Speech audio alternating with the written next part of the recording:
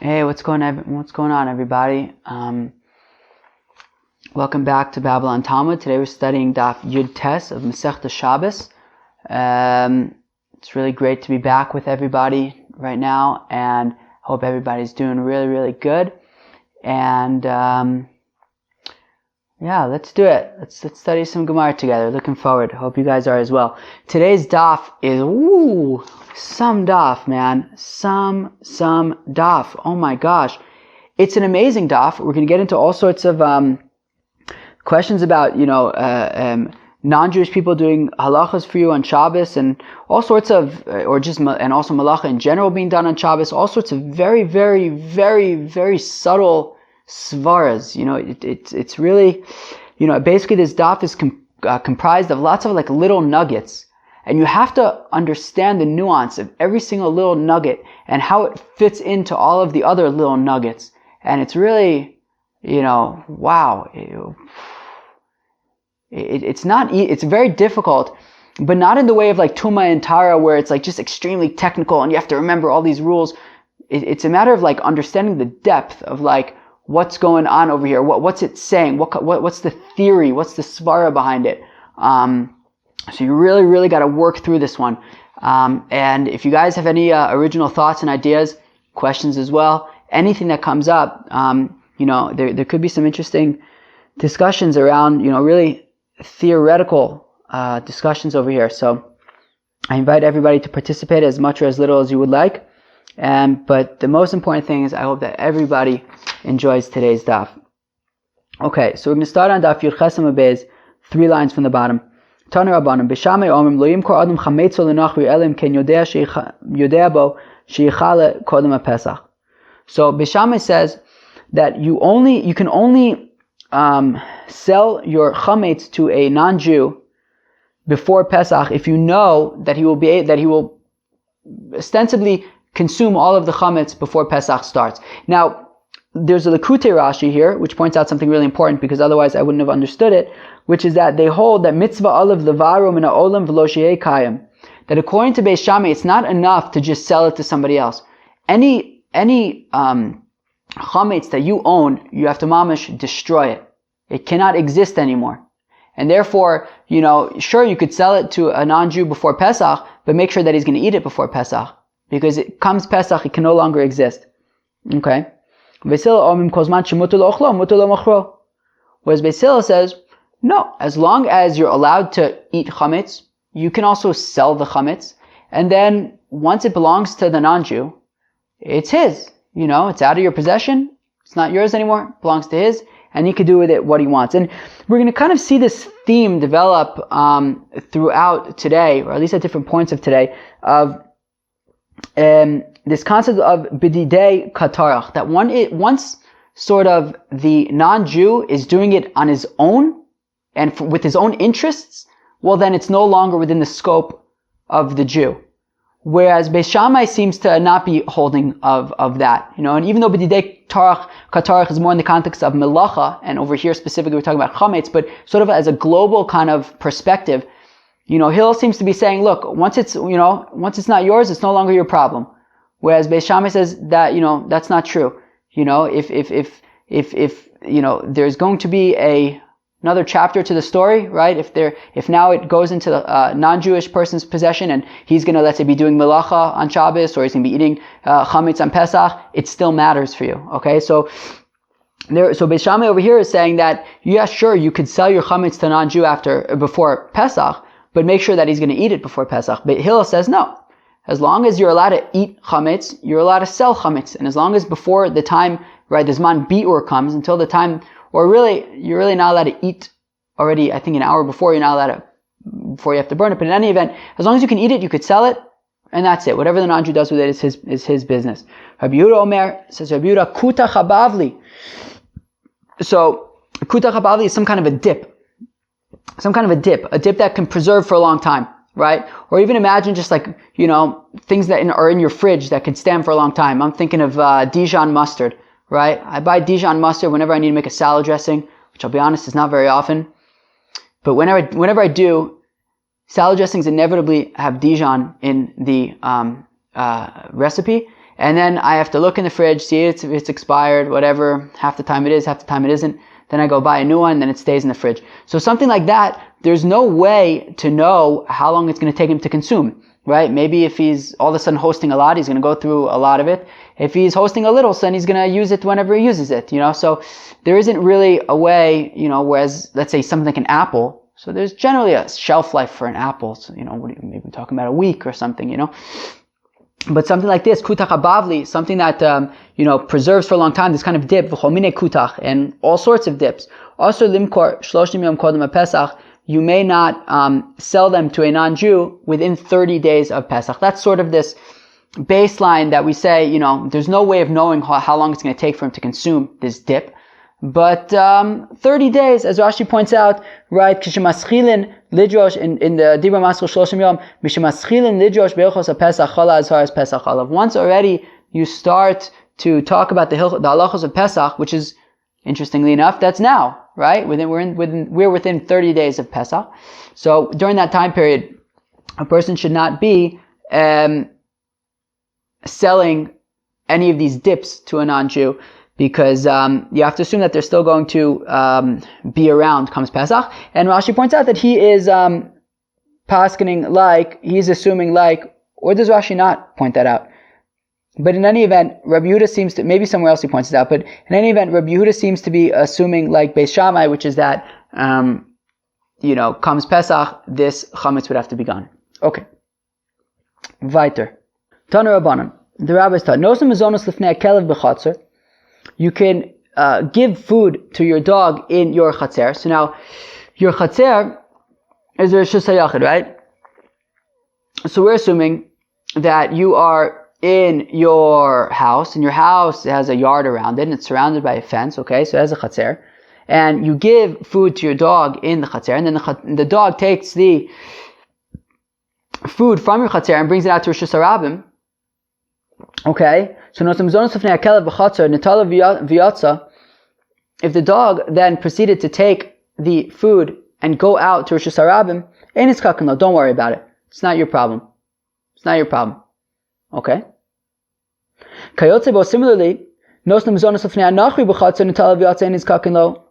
and similarly, if you give food to a non-Jew and he's in your courtyard, and then he decides to take it out to the reshus harabim, also, it's not your responsibility. Okay? And that's fine. Hasulamali, hanuhach. Why do I need two cases? Why can't we just teach one of them? And the point being that when there's hotzah of food from your chatzer to reshus harabim, but the hotzah is happening by way of somebody who's not chayiv to keep Shabbos, right? Whether that's because he's not Jewish or whether that's because it's your animal. But the point being that there's hotzah mereshus reshus being done by in a way that, the person who's doing it or the animal that's doing it isn't chayiv in Shabbos. So you're not responsible. So the Gemara answers because because you might think, well, I actually have it's my responsibility to feed my animal. And therefore, even though my animal might then take this food and bring it out to the reshus harabim, what can I do? I have to feed my animal. If the animal takes it out to reshus harabim and it's hotzah, what do you want me to tell you? I didn't take it out to reshus harabim. I got to feed my animal. However, you might think that, let's say, by a non-Jew who you don't have, it's not your responsibility to feed this person. So you might think that maybe actually I shouldn't give food to him in the first place because he might actually take it out to reshus harabim, and that would be otzah. Kilo would be otzah that was initiated by me giving him food. So maybe that wouldn't be allowed. Kamash Mila, no. Somebody else taking, a non-Jew taking out food from reshus hayachid to reshus harabim from his own volition, it's not your responsibility. He's not doing anything for you. You have no benefit from this. He's doing it. It is fine. Okay. Cool. And apparently even Beis Shammai would be okay with that. Okay. Tana Rabbanan, the rabbis taught, Lo yaskir adam kelev lenachri be'erev Shabbos. Okay. A person should not rent his tools to a non-Jew on erev Shabbos. B'dal ruvhei mutter. However, on Wednesday and Thursday it would be no problem. Okay. Okay?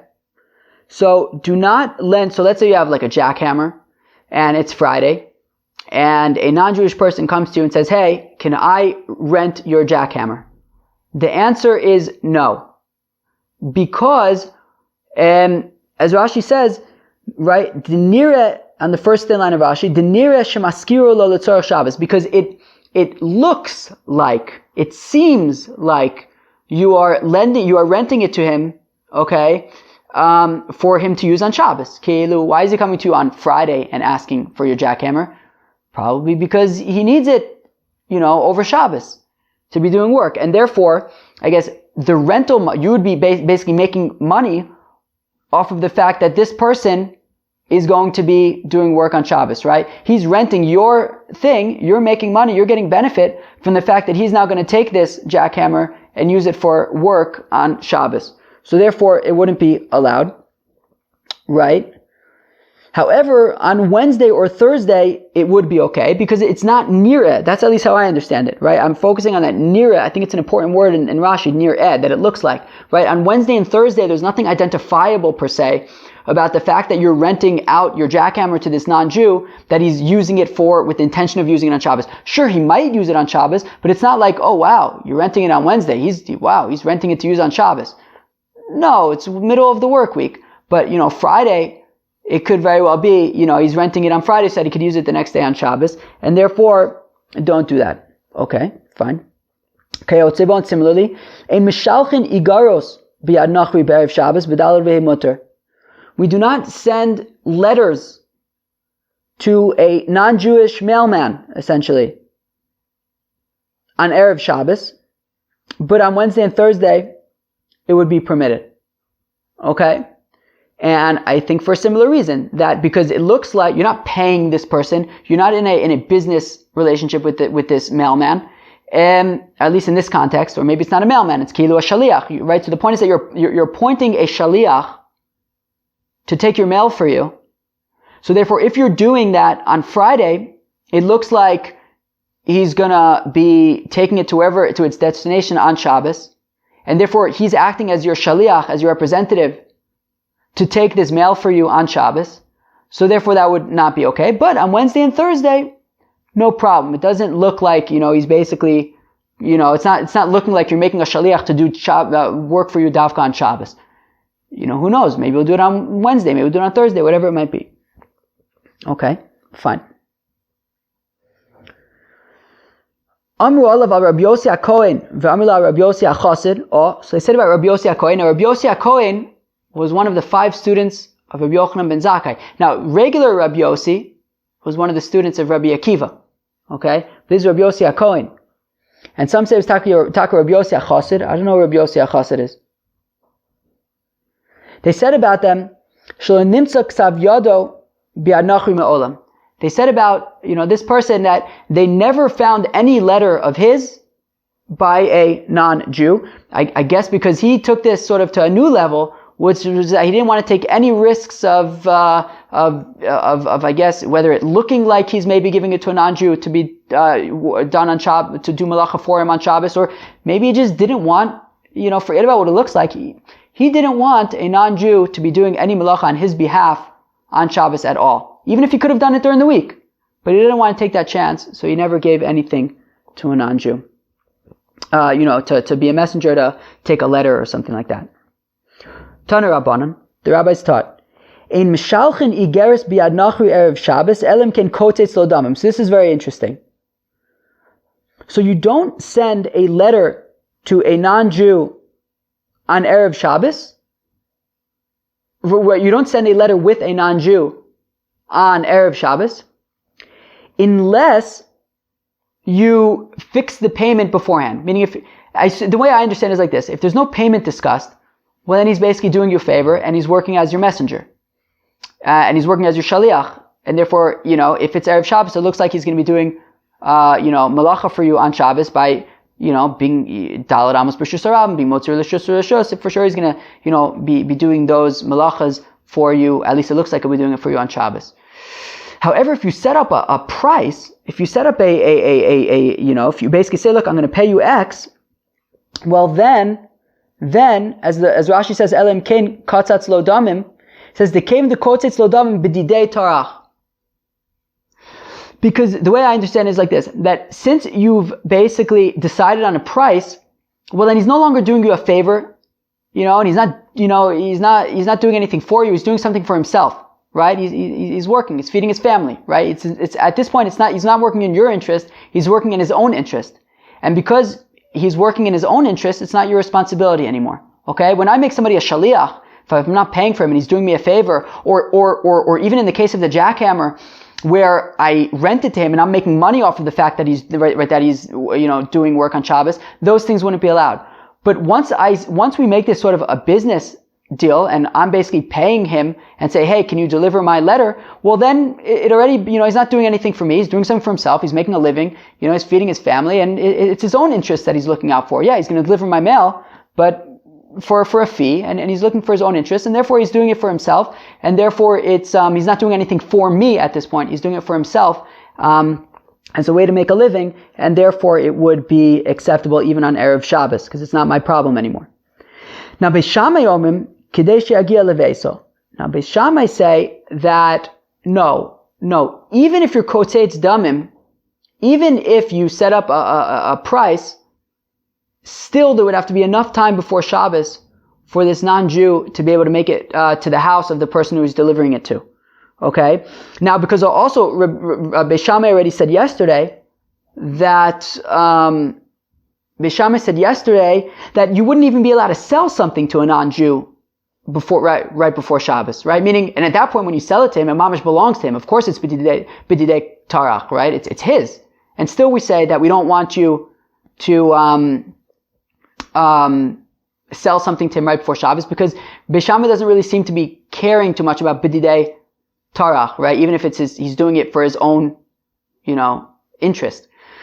So therefore, they would say also here, even if you, set up a price, it doesn't matter. He would still have to be able to, have enough time to get to where he's going before Shabbos starts. And Beis Hillel says that, he would have to have enough time to get to the first house inside of the walls of the city that he's going to. Now the Gemara says, Valo katzatz. But one second. Beis Hillel, aren't we talking about where you've agreed on a price already, and therefore it was b'didei katarach? And Beis Hillel already says, we know, because from the case of like, we had at the end of yesterday, right? And all these things that Beis Shammai says don't sell something or lend something or anything like that to a non-Jew. But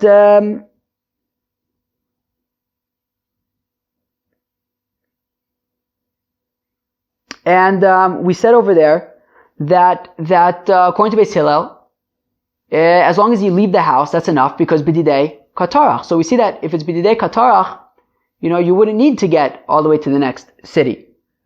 So, and over here, since we're setting a price, he's doing it in his own interest. So why are we saying that he would have to get to the next city? So Amar Rav Sheshes Hachi Kamar V'im Lo Katzatz. If he didn't set a price, and therefore it's as though he's acting on behalf as the messenger of the Jew to courier this letter to somewhere else. So Beis Shammai Omrim Ad Shegia Leveso, he would have to. So Beis Shammai says that he would have to be able to get all the way to his house. And of course, Beis Shammai would say that in any event, even if they did set up a fixed price. Beis Hillel says, Ad shegia levaisa samach l'choma. Beis Hillel says that there would have to be enough time that when they didn't set up a price, they would have to, make this agreement that the non-Jew is going to take the thing for the Jew with enough time for him to be able to get to the house, the first house in the wall of the city that he's going to. But one second. Didn't the Reisha say that, it says, Ein mishalchin yigeres biad nachri erev Shabbos, elim kin katzas lodamim, which means that if he wasn't katzas lodamim, if he didn't stipulate a price, he would not be allowed to take the item for the Jew, even if there was enough time to get to the next city. So lokasha ad kavia be doar b'mata ha v'hadilo kavia be doar b'mata. It depends. If the city that he's going to has an official post office, right, and Rashi says, Shilton ha'ir, in the Dibur Maschil Doar, Shilton ha'ir v'lo regilin l'shloach igaros. That there was some kind of a governor in the city, and the letters would go to him. The Rambam actually explains that there was like essentially a post office that all the letters would go there, and then they would sort it out, and they'd gather together a bunch of things that are going to the same place, and they would send it out from there. But in any event, there was basically a specific location in that city that he's going to, where he would drop it off. So if that's the case, so then Beis Shammai would say, as long as there's enough time to get to that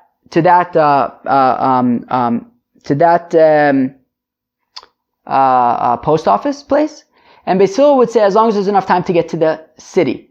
However, right, to the first house within the city. However, if there was no specific post office in that city, well, then you wouldn't be able to go at all. Neither according to Beis Hillel nor according to Beis Shammai, because in that case, who knows? You might get there and you're looking for the post office and it's not there, and you have to go travel somewhere else, and it might become a whole balagan, so therefore you can't go at all. Tana Rabbanan. Ein mafligen besfina palchos migimul yavim kodem l'Shabbos. This is interesting. So you don't go out on a boat, on a trip on a boat, within 3 days of Shabbos. So I guess from Wednesday already you shouldn't go on a boat. And I guess, let's say, I don't know, you're traveling from Europe to the United States, a big boat ride. And what's interesting is that, it's clearly going to be more than a 7-day journey. We're not saying that you can't be on a boat on Shabbos, but we're saying just don't go out with, 3 days before Shabbos. Why? Who cares? You're going to be on the boat on Shabbos anyways. So I think it has to do with this Nirin thing. I think it has to do with this appearance thing. You don't want on Erev Shabbos that you're going on a big boat to go travel from Europe to the United States. It's just why are you going on Shabbos? Obviously you're going to be on the boat on Shabbos. Whereas if it's Sunday and you're going on a boat, it's like, oh, okay, he's going somewhere. I don't know where he's going. Beseder. So now, so that's only if you're going someplace on your own volition, right? Your own choice, okay? But if you're going for a dvar mitzvah, right? If you're going to do a mitzvah for whatever, I don't know, maybe pidyon shvuyim, that's always a classic example of going to do some mitzvah that's doche all other mitzvahs, right? Pidyon shvuyim, freeing captives, right? Redeeming captives. Anyway, so then it would be okay. You can even go on Friday. This is extremely interesting. Now, I think that this might be in both cases, maybe. Even if you're going out on, let's say a Sunday, if you know that you're going to be there for over Shabbos, so then you kind of make up with the captain of the boat that he's going to not sail on Shabbos, but of course he's going to, right? And you kind of work out a deal with the captain that, he's not going to sail the ship on Shabbos, but he doesn't actually have to stop. You just kind of you're like Yaitzezain, right? You you did your part. I don't know, it's such a funny thing. Divrei Rebbe, according to Rebbe, Reb Shimon ben Gamliel Omer, says Reb Shimon ben Gamliel, Eino tzarich, you don't have to do this dance, of this kind of fake, ingenuine dance of okay, so you're not gonna sail on Shabbos, right? Wink, wink. What does it do? So umitzur letzidan afilu be'erev Shabbos mutter. However, to travel from Tzur to Tzidan, which I guess was not very far from each other, even though you're going via boat, would be permissible on Friday because it's not very far. Okay. Tanu Rabbanan ein tsarin al ayaros shel nachrim pachos migimul yamim kodem l'Shabbos. We do not lay siege to a non-Jewish city if for whatever reason we have to go to, we are involved in some kind of a fight with a non-Jewish city, so we do not lay siege to that city within 3 days of Shabbos. And I think for the same reason, the same reason that you don't go on a long boat ride within 3 days of Shabbos, because it kind of, even though we know that over Shabbos you're going to be on the boat, and even though we know that over Shabbos you're going to be involved in this siege, but we know you don't want to do it mamash on Erev Shabbos. Do it during the middle of the week that it's not so obvious that you're going to be doing this over Shabbos, right? And then when Shabbos comes, so you got to continue. And if they started even within 3 days of Shabbos, then you don't stop. And similarly, Shammai would say, the pasuk says, right, right? Uvanisa matzor ala ir asher hi oseh imcha milchama ad ridta. Right, that you have to build a siege around a city that is making war with you until you destroy it. So ad ridta afilu b'Shabbos, right? Until you bring it down, even if it's on Shabbos. I guess it's like mikol makom, until you bring down that city, and even if that means that you're going to be in a siege on Shabbos. Amar Mishim ben Gamliel noagin hayu v'chulei. So Mishim ben Gamliel says that by his father's house, Rabbi Gamliel Azaken, they would davka bring their white clothing to the launderer at least 3 days before Shabbos, because it takes a long time for him to clean the white clothing, and less than 3 days there wouldn't be enough time for him to clean it before Shabbos. So he was machmir like Beis Shammai, that he didn't want somebody doing work for him on Shabbos. And I suspect that the idea over there is that when you bring something to the laundry, it's like you're paying him. I mean, he's not doing it. I don't think that it would be similar to like the shaliach who is like doing work for you on, meaning like when it comes to let's say if you give a letter to this shaliach to deliver, so even Beis Hillel would agree, don't do it on Friday, right? Because he's doing it on your behalf. Yet Beis Hillel has no problem if you would give the laundry to the launderer right before Shabbos, even though he might be doing it for you on Shabbos. But I think that that's for the money thing, right? Because b'didei katarach, right? Because once you go to the launderer, so you're paying him. And once you pay him, so he's not doing you a favor anymore, he's doing it for himself. And therefore, he'd be allowed to do this malacha on Shabbos as long as you're not doing the malacha, and he's doing it for himself. He's not doing it for you, he's doing it for himself. That's how I understand it anyways. So Amr Tanya, we learn in the Brayso, Amr Reb Tzadok, Zakt Reb Tzadok, Kachayim and Hagol Shel Rabban Gamliel. This would be the minig of Rabban Gamliel, and I assume that means Rabban Gamliel Azaken. Shayunosnin klei lavan lechoves gimel yom kodem l'Shabbos utzvuim afilu be'erev Shabbos. That they would give white clothing to the launderer 3 days before Shabbos, because that's how long it would take for the laundry to get done. But the colored clothing he would even deliver on Erev Shabbos, because that was done much quicker. Okay? And we learn from them, we learn from the activities of the house of Rabban Gamliel, that it is more difficult to launder white clothing than it is to launder colored clothing. And there's nafkaminas. Abaye havayoyev le ahumana detzvia liktsara. So Abaye would give his colored clothing to the launderer. Amar le kama silave, and Abaye would say to the laundry guy, like, how much will this cost? Amar le kidechivra. He said, oh, what do you mean? It costs the same as the whites. And Abaye says, what? Do you think I was born yesterday? Amar le kvar kadmuch rabbanan. The rabbis already preceded you and taught that it's much more difficult to clean white clothing, and therefore if you're charging me for colored clothing the same as you charge for white clothing, you're ripping me off, buddy. Therefore, he would be able to negotiate a better price. At least that's how I understand it. Amar Abaye, said Abaye, Hayman diyoyev mana lekatzra.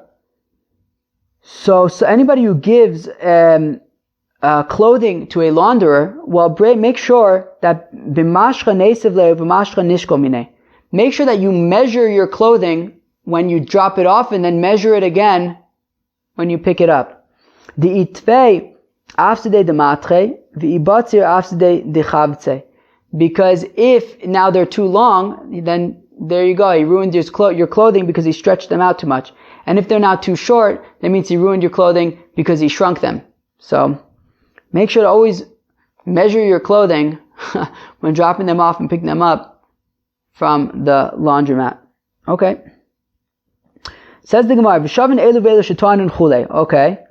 So now both Beis Hillel and Beis Shammai agree, however, that if you had already crushed grapes or olives, so you already did the av melacha of dash, of extracting the liquid from inside of, its parent, of the olive or of the grape. and now the juice is already oozing out memela. And if you didn't put this beam on top of it to like squeeze out all the remaining juice would have come out on its own anyways. And this is just sort of hastening up the amount of time for the juice to come out, the process.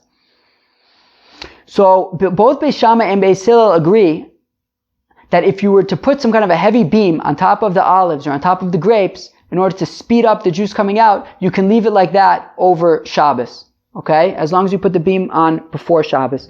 So the Gemara asks, Ma'ishna kulu de gazu bu Beis Shammai u'ma'ishna koros Beis Abad ve'igule agas de lo gazu.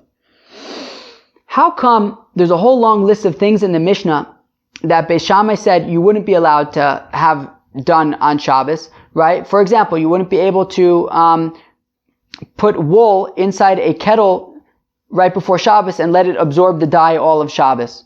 That wouldn't be allowed according to Beis Shammai. Yet they have no problem putting this beam over the olives or the grapes and letting the juice ooze out over Shabbos. What's the nafkamina?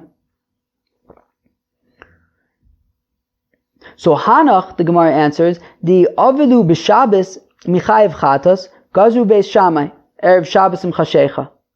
Well, because those other examples, so just to take for the same example as an example, which is if you take wool and you put it in a kettle to dye, well, if you would do that on Shabbos, then you would be violating, I guess the Av Melacha, I think Tzviya, is an Av Melacha of dyeing, or at least maybe some kind of Tolada.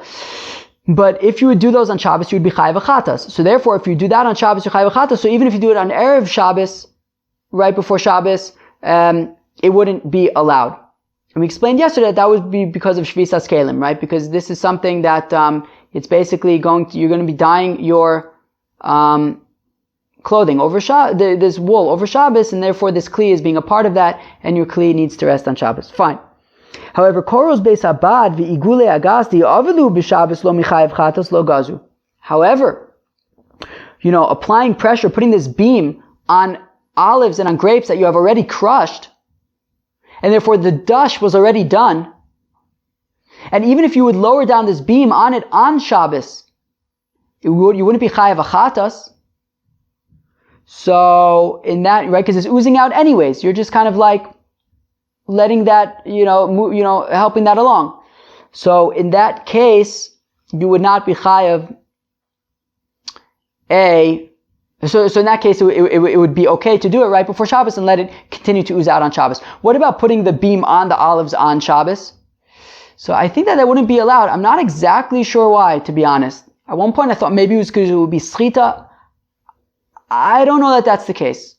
So, but I think even if you do it on Shabbos, I think we're saying that even if you mamish do it on Shabbos, put the beam on it on Shabbos, it would technically be okay. Maybe we just don't do it because it's not like Shabbos stick, maybe. But therefore, we do it before Shabbos. I guess that's what we just said, right? If you do it on Shabbos, it would be okay. So therefore, but we do it before Shabbos anyways and let it ooze out over Shabbos. Fine. Mantana d'chol midi de'asi memela shapir dami. Who is the Tana who says that anything that happens on its own would be acceptable, such as in our case, you already crushed the grapes and the olives, and the oil and the juice is just already coming out on its own, so you can let it come out on its own throughout Shabbos. So the Gemara answers, Amar Rabbi Yossi Rab Chanina, Rabbi Yishmaeli. So Rabbi Yossi Rab Chanina says that the Tana who would say that is Rabbi Yishmael, the Tanan, as we learned in the Mishnah, Shum v'abosir v'amlilos. Garlic and these very, very young grapes, which made an appearance on Daf Lamed Vav Amud Beis of Brachos, v'amlilos, and very young, wheat berries. So sheriskan mi ba'od yom, that you've already crushed them during the day, okay, and you've already crushed them, and you've also put some kind of weight on top of them to sort of, help their juices ooze out. And Rashi says that you would use these juices as like some kind of a dip. It was like sour, and you would use it almost as like some kind of a vinegar dip. So Rabbi Shmuel Omer, Yigmar Mishatech Shach, that's fine. If you already, crushed them and already, applied weight to them before Shabbos, you can just let them, ooze out over Shabbos. It's no problem. Rabbi Akiva Omer, Lo Yigmar. Rabbi Akiva says, no, you don't let them ooze out over Shabbos. Okay. So we see that Rabbi Yishmael has no problem with allowing these things to just kind of ooze out over Shabbos. Once we've already done the dash, the initial sort of extraction, and now it's just kind of oozing, that would be acceptable over Shabbos. Rabbi Elazar Amar, Rabbi Elazar he. So, as Rashi points out for us, Rabbi Elazar ben Pidas, who is an Amora, so he says that the Tana, who would say that you'd be allowed to have these malachas happen on their own, memela, over Shabbos, would be Rabbi Elazar the Tana, who is Rabbi Elazar ben Shamua, who is one of the students of Rabbi Akiva. Okay? Ditnan, as we learn in the Mishnah. Chalos devash, honeycombs. Sheriskan be'erev Shabbos, v'yatzu mi'atzman aser, Rabbi Elazar matir. If you have honeycombs, now honeycombs are like very waxy, and all of the honey is inside of the honeycomb. So you like break open the honeycomb, and then and then the honey comes out. So if you break open the honeycomb from Erev Shabbos, then all of the honey is oozing out on Shabbos. So the Tanna Kama says that you would not be allowed to consume that honey. Whereas Rabbi Elazar says, no problem, that honey is no problem, you can consume it on Shabbos. So we see that Rabbi Elazar holds that something that happens memela, that this honey that's just kind of oozing out on its own, would be acceptable on Shabbos. So therefore, we can say that, our Mishnah, which says that these grapes and olives that you're applying pressure to on Shabbos to allow, before Shabbos and then during Shabbos, the oil and the grape and the juice is going to ooze out, would be like Rabbi Elazar. Fine. For Rabbi Yossi, Rabbi Chanina, my time lo Amar, Rabbi Elazar. How come Rabbi Yossi, Rabbi Chanina, who said that the Tana that we're looking for is Rabbi Yishmael, how come he decided to say Rabbi Yishmael and didn't say like Rabbi Elazar, that it's the Tana Rabbi Elazar? So Amar Lach, because Rabbi Yossi Rabbi Chanina would say, Hasam would meikara ochel v'sof ochel, hacha meikara ochel v'ashta mashke. Because Rabbi Yossi Rabbi Chanina says, because you could make the argument that the honeycomb is not comparable to grapes and olives, because by a honeycomb, when the honey is in the honeycomb, it's ochel, as opposed to mashke, it's ochel. And when you break open the honeycomb and then the honey oozes out, it's still ochel. And therefore, I might say that that's why Rabbi Elazar would say that you're allowed to eat it on Shabbos. When it oozes out on Shabbos, you'd be allowed to eat it because it remains ochel the entire time. But maybe I would say that in our case, by the grapes and the olives, where what's oozing out of it is a mashke, right? So I might say that Rabbi Elazar would not allow you, that wouldn't be allowed on Shabbos, because maybe I can be concerned that, well, if I allow the juices, when the oils, to ooze out on Shabbos, I might come to actually do schita, which is extracting juice from a, fruit. And therefore, maybe I would argue that Rabbi Elazar would not allow what's going on in our Mishnah by the grapes and the olives. Rabbi Elazar Amalach, Rabbi Elazar would respond to Rabbi Yossi Rabbi Chanina, right? Rabbi Elazar the Amora. Hashamina le Rabbi Elazar dafilu zeisim v'anovim nami shari. Rabbi Elazar is prepared and he says, no, actually, fine. I could bring you a different brisa in which Rabbi Elazar actually says just like our Mishnah by grapes and olives. Deha ki asar Rav Hoshaya min arda asar v'aisi masnisa b'yadeh. Because when Rav Hoshaya from Naharda came, he brought a brisa with him. Very nice. What was the brisa? Zeisim va'anovim shiriskan mi erev Shabbos. That olives and grapes, that you already crushed them on erev Shabbos. V'yatzu me'atzman asurin. And then on Shabbos, the juice and the oil came out, continued to ooze out, it would be asur. Rabbi Elazar, Rabbi Shimon matirin, and Rabbi Elazar and Rabbi Shimon permitted. So we see that Rabbi Elazar, the Tana, actually does, would fit with what's going on in our Mishnah, which is that, these oils and juices that ooze out over Shabbos would be acceptable. Rabbi Yossi Rabbi Chanina, Brisa lo shmiele. Rabbi Yossi Rabbi Chanina never heard of that Brisa, and that's why he couldn't say that the Tana we're looking for was Rabbi Elazar, because he wasn't aware that Rabbi Elazar actually held that way because he didn't know that brisa. Okay. Rabbi Elazar, my time, lo amar Rabbi Yosef bar Rabbi Chanina. Now, how come Rabbi Elazar doesn't hold like Rabbi Yosef bar Rabbi Chanina? How come Rabbi Elazar prefers to say that the Tana that we're looking for is Rabbi Elazar the Tana and not Rabbi Yishmael? So, Amar Lach, because Rabbi Elazar will say to you, Lav Itmar Allah, wasn't it taught about that Mishnah that Rabbi Yosef bar Rabbi Chanina quoted? Amar Rava bar Chanina, Amar Rabbi Yochanan, b'mchusarin dika, d'chuli amalo plige, that when it comes to the garlic and these, premature grapes and premature wheat kernels, which is the machlokas between Rabbi Yishmael and Rabbi Akiva, wasn't it taught that both Rabbi Yishmael and Rabbi Akiva would agree that it's asur when they have not yet been crushed at all? When they have not yet been ground at all? Ki plige, the machlokas is b'mchusarin shchika. The machlokas between Rabbi Yishmael and Rabbi Akiva is when they've been crushed a little bit, but they haven't been like really pounded. That is where Rabbi Yishmael says that you would be allowed to let the juices ooze out over Shabbos, and Rabbi Akiva says it would be asur. And the way I understand this is that Rabbi Elazar is arguing that, so since there is that statement in the context of that Mishnah that both Rabbi Yishmael and Rabbi Akiva would agree that when it comes to when they haven't yet been ground, even Rabbi Yishmael would agree that it would be asur. Therefore, I'm going to make the argument that our Mishnah is also talking about when they have not yet been crushed at all. Even though it would seem that our Mishnah is talking about when they've already been crushed. I don't know, but for some reason, if we would do it based, at least the way I understand it, but it could be wrong, but the way, that Mishnah, since there's a way to understand that Mishnah, where there's a machlokes between Rabbi Yishmael and Rabbi Akiva, as being when they haven't yet been ground at all, and therefore they would be, and therefore, even Rabbi Yishmael would agree that you would not be allowed to put weight on it to let the juices ooze out.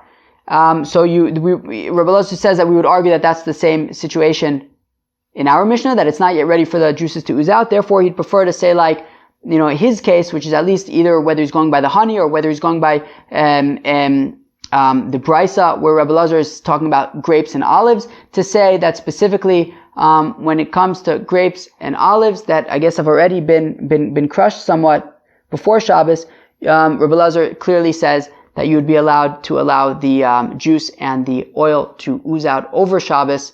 And there's nobody there's no other context where he would admit that it would be asur. Okay, at least not in the context of that brisa. Okay, fine. And then the Gemara says, Hor Rabbi Yosef bar Rabbi Chanina Rabbi Yishmael, that Rabbi Yosef bar Rabbi Chanina actually paskined like Rabbi Yishmael, that in a case where there were these garlic and premature grapes and premature barley kernels that were sort of ground but not pulverized, so then he taka paskin for somebody that he would be allowed to let the juice ooze out over Shabbos. Okay, seder. Okay, so now we're actually going to get into muksa a little bit, which is interesting. Our first time muksa has come up, although we're not going to get to it into too much detail. But shemen shabadadin, umachtzal shabadadin. So a badad is somebody who works at a beit habad, right? Somebody who works at an olive press. So somebody who operates an olive press, so they would be allowed to take, I guess, whatever oil got left over in the corners and didn't make it down to, I guess, whatever container the oil went down to. They were allowed to just kind of, take that oil and take that home with them. So that oil, as well as the mats that they would put on top of the olives, I guess, before they were crushed. So those are both muksa. So Rav asur. So Rav said that you would not be allowed to move those items on Shabbos because they would be considered muksa. Ushmuel shari, and Shmuel says that you would be allowed to move it because he holds and we're going to see in a second, because he basically doesn't hold of muksa. Okay. Now this is a complicated thing, muksa and how that works, and hopefully we'll get to it. I think we're going to get to it much later. I think like at the end of the Masechta. Hanikarche dezuze, these pairs of mats. So basically, they would when they had all of the what was this again? This was Zug shemachzalos, says Rashi, karche dezuzei zug shemachzalos shemachasim ben es pragmatia shosvina. Right. If you had this pair of mats that they would cover the merchandise in a boat with, right, and they would take these two mats and they would make like a kind of like a one on top of, they would make like a tent almost using two mats kind of leaning on each other. So the question is also, are those muksa? Rav asar u'Shmuel shari. Rav said it's forbidden to move it because it's muksa. Shmuel says you're allowed to move it. Amar of Nachman, eiz lechelba. So a goat that's ready to be milked, v'racha legizasa, and a sheep that is ready to be shorn for its wool, v'tanagoles leveitzasa, and a bird for its eggs, v'tore diridia, and an ox that you've set aside for plowing, v'tamer deiska, and dates that you've set aside that are ready to go to the to be sold in the market. So Rav also Shmuel Amar Mutter. Rav says that in all of those cases, so Rashi points out this in the context of Yom Tif, right? Are they considered muksa on Yom Tif, so you wouldn't be allowed to shech them, right? So if let's say you have like a goat that's ready to be milked, so it's already set aside because you're going to want to milk it, so you wouldn't be able to now take it and shecht it. And similarly, all of these animals that are specific for a specific purpose, you wouldn't be allowed to shech them on Shabbos on Yom Tif because they would be muksa. Shmuel says that it would be permitted. And the machlokes between Rav and Shmuel is based on the machlokes of Rabbi Yehuda and Rabbi Shimon of do we hold of muksa or not? Rabbi Shimon says no, and Rabbi Yehuda says yes, we do hold of muksa, and that's going to come up later on in the Masechta.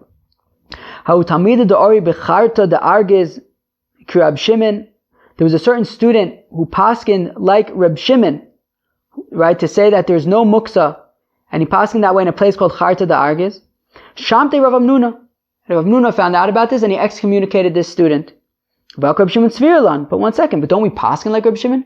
Don't we paskin that there's no muksa? And we're going to have to understand what that means. I don't know what it means. We're going to have to understand what it means because generally, of course, we do hold of muksa. But don't we paskin like Reb Shimon that there's no muksa? Right? And Rav was saying holding of muksa, which is like Rabbi Yehuda. And Shmuel was saying that there's no muksa like Reb Shimon. And the Gemara answers, Ba'asrei derav hava. Lo yibayle lemeimar hachi. Right? So the Gemara answers, yes, we do hold like Reb Shimon that there's no muksa. However, this was in a Rav territory, which is interesting, that there were like territories that were sort of under the jurisdiction of Rav, and I guess others that may have been under the jurisdiction of Shmuel. And since Charta the Argiz fell out in the jurisdiction of Rav, it wasn't appropriate for this student to paskin like, basically like Shmuel, right? To paskin like Rabbi Shimon, who says that there's no muksa in a place where Rav, it's under Rav's jurisdiction, and Rav holds like Rabbi Yehuda that there is a concept of muksa. Okay, and the Gemara concludes, Ani Trei Talmidei. There were two students, Chad Matzel b'Chad Mana, v'Chad Matzel b'Arba v'Chamesh Mane. There was one student, there was a fire, and one student was kind of taking one basket and filling it up with as much food as he can to get it out of the fire. The other one was taking lots of smaller baskets and putting them into one larger basket. And there, the difference between those two students was based on the machlokes in Rabba Bar Zavda and Rav Huna, later on I think like Kuf Chaf or something like that. And Kuf Chaf, yeah. Wow. Okay, this was a complicated daf. It was very, very, deep. You had to really work through it, and it could be that there's still some more working to do, So if anybody has any insights that they want to share with us that can maybe help us understand this better, that would be really, really great. Okay, great. Wow, yeah, so we talked about some interesting stuff. We talked about, the relationship of having a non-Jew doing malacha for you on Shabbos, how you have to approach that, when you can approach it, what terms, how to approach that. And then also the interesting question about allowing, all those juices to kind of ooze out over Shabbos. Why wouldn't that be considered a malacha? Okay, a little bit of muksa over here at the end. But, interesting stuff. Hope everybody has what to think about. And I hope you guys have a great day. Cheers.